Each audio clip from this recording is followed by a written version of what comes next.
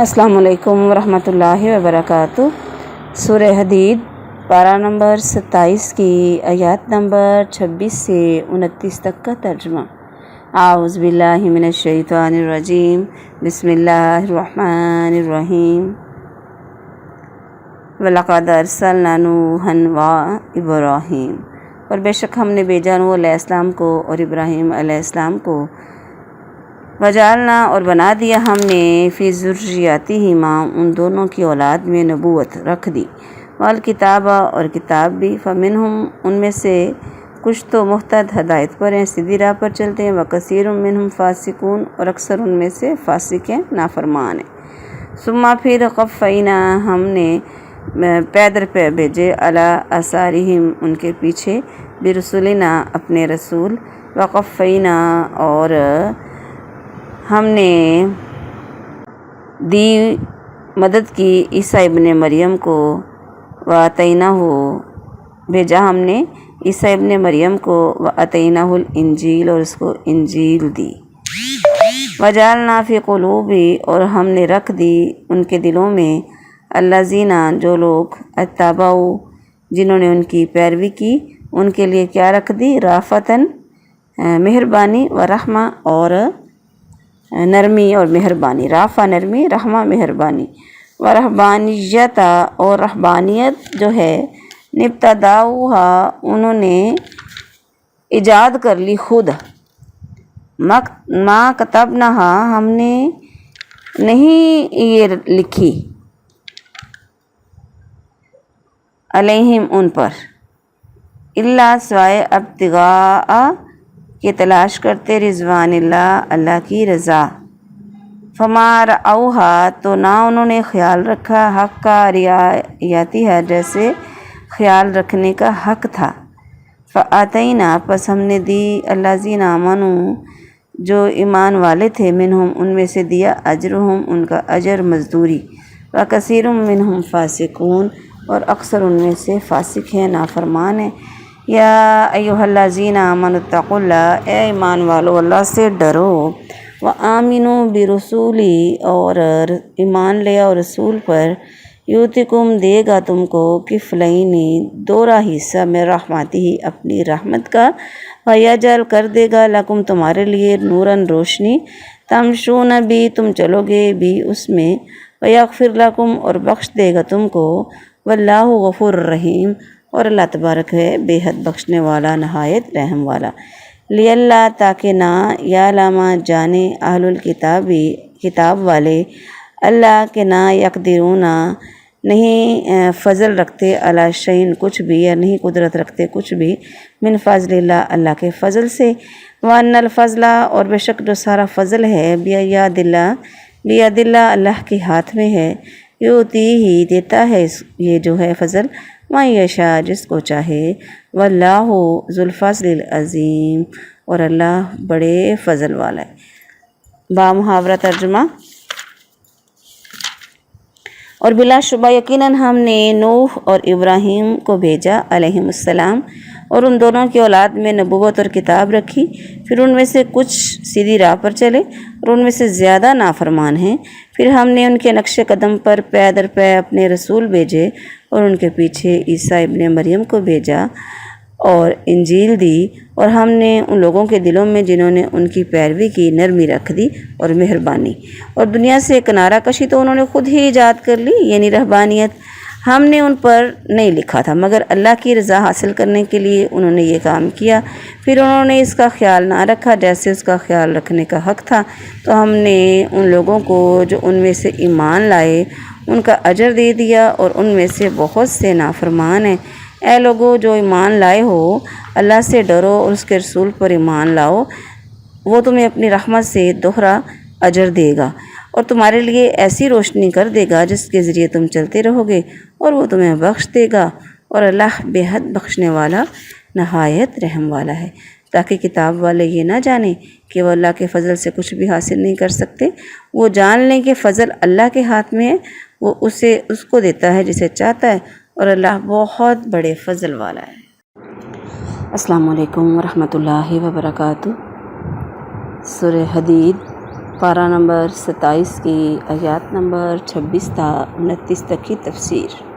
اعوذ باللہ من الشیطان الرجیم، بسم اللہ الرحمن الرحیم۔ رب اشرح لی صدری ویسر لی امری واحلل عقدۃ من لسانی یفقہوا قولی رب زدنی علما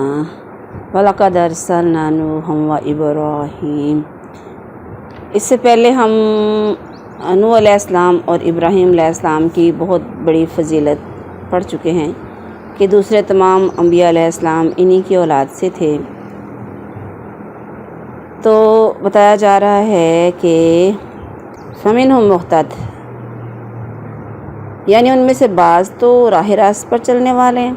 اور ان کے زیادہ لوگ نافرمان ہیں، یعنی اپنی خواہشوں کے پیچھے لگ گئے۔ ایمان والے تو بہت کم لیکن نافرمان بہت زیادہ رہے، ہمیشہ سے ایسا ہی ہے۔ ثم قفینا علی آثارہم، مراد یہ ہے کہ پہلے رسولوں کے بعد دوسرے رسول اس طرح بھیجے جس طرح ایک کی گردن کے پیچھے دوسرا اس کے نشان قدم پر چلتا ہوا آ رہا۔ سب کی تعلیم ایک تھی اور سب ایک ہی راستے کے مسافر تھے۔ پھر اللہ تعالیٰ نے خاص طور پر وقفینا بعیسی ابن مریم الگ سے ذکر فرمایا، کیونکہ نبی کریم صلی اللہ علیہ وآلہ وسلم سے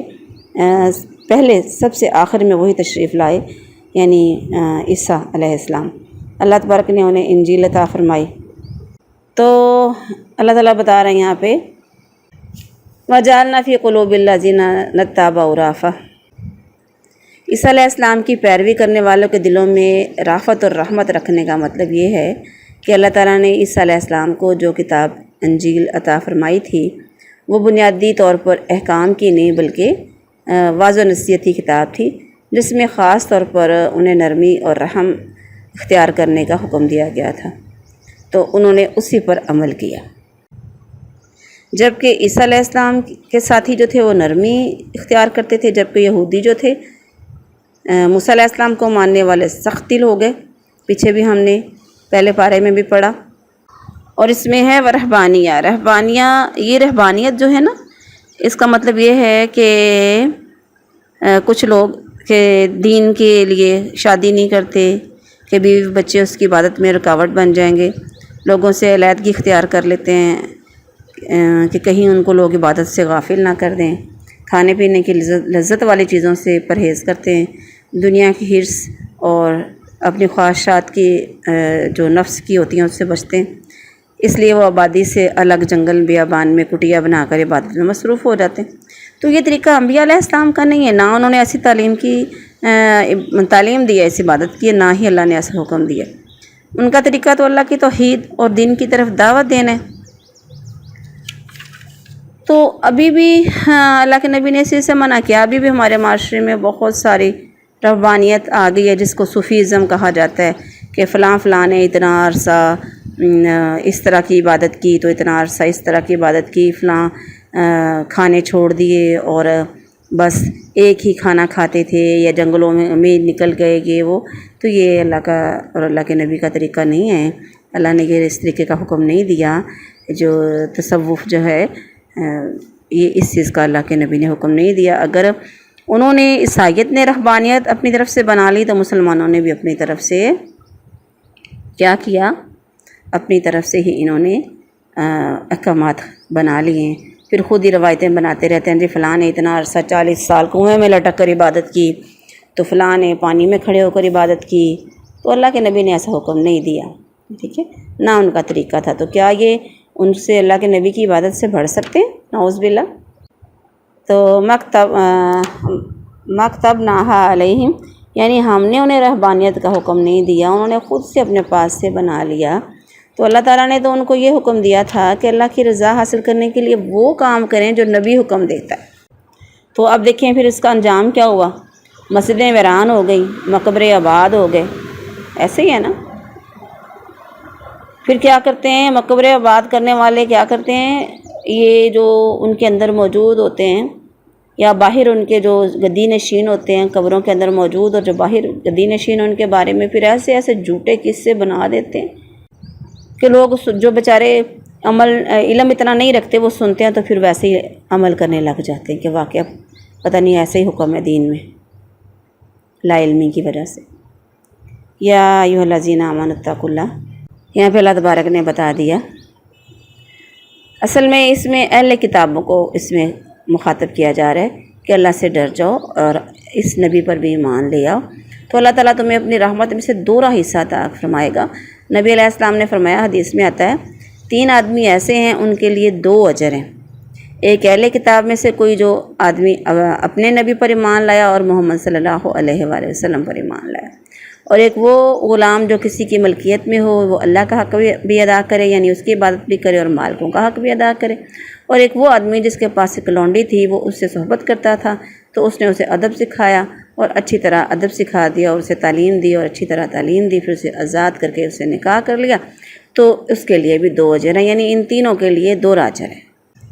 وَيَجْعَلْ لَكُمْ نُورًا تَمْشُونَ بِهِ، یعنی اللہ تعالیٰ سے ڈرنے اور رسول اللہ صلی اللہ علیہ وآلہ وسلم پر